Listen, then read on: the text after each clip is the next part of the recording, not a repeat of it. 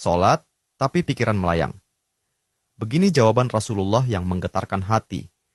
Pada suatu majelis Rasulullah, suasana terasa begitu tenang. Para sahabat duduk melingkar menyimak setiap perkataan beliau dengan penuh perhatian. Namun, di antara mereka, ada seorang sahabat yang tampak gelisah. Jemarinya saling menggenggam, matanya menunduk, dan napasnya terasa berat. Setelah beberapa saat ragu, ia akhirnya mengangkat wajah dan berkata dengan suara lirih, "Wahai Rasulullah, aku ingin bertanya, tetapi aku khawatir pertanyaanku ini akan membuatku semakin malu di hadapan Allah." Rasulullah pun tersenyum lembut, menatapnya penuh kasih sayang. "Katakanlah, wahai saudaraku, tidak ada pertanyaan yang membuat seseorang hina jika ia bertanya untuk mencari kebaikan." Sahabat itu menarik napas dalam, matanya mulai berkaca-kaca. "Wahai Rasulullah, aku merasa salatku sering tidak khusyuk. Kadang aku mengingat urusan dunia, kadang pikiranku melayang entah kemana. Aku takut salatku tidak diterima oleh Allah. Apakah dengan salat seperti itu, aku tetap mendapatkan pahala?" Suasana majelis seketika menjadi hening. Para sahabat lainnya ikut menunduk, merasakan kegelisahan yang sama. Mereka tahu betapa beratnya pertanyaan itu.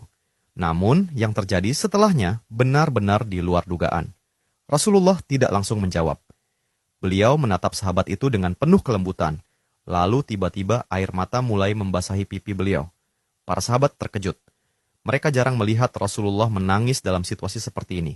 Dengan suara bergetar, beliau berkata, "Demi zat yang jiwaku berada di tangannya, sungguh setan tidak akan pernah berhenti berusaha mencuri bagian dari sholat seorang hamba hingga ia teralihkan. Tetapi ketahuilah, Allah tetap melihat usahamu."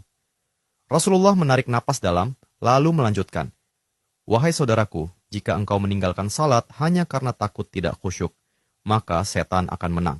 Tetapi jika engkau tetap berusaha salat meski pikiranmu teralihkan, ketahuilah bahwa setiap kali engkau berusaha kembali kepada Allah dalam salatmu, saat itulah Allah menyambutmu." Mendengar itu, sahabat tersebut tak mampu menahan tangis. Begitu pula para sahabat lainnya. Kemudian Rasulullah melanjutkan dengan penuh kelembutan. Bayangkan seorang ibu yang melihat anaknya berjalan ke arahnya, tetapi anak itu sering jatuh dan tersandung.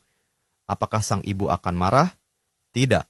Ia justru akan berlari menghampirinya, mengangkatnya, dan mendekapnya erat. Itulah Allah.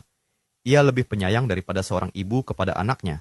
Selama engkau terus kembali, Allah akan selalu menerimamu. Air mata mengalir di pipi sahabat itu. Kata-kata Rasulullah begitu menusuk hatinya. Sejak hari itu, ia tidak lagi putus asa dalam sholatnya.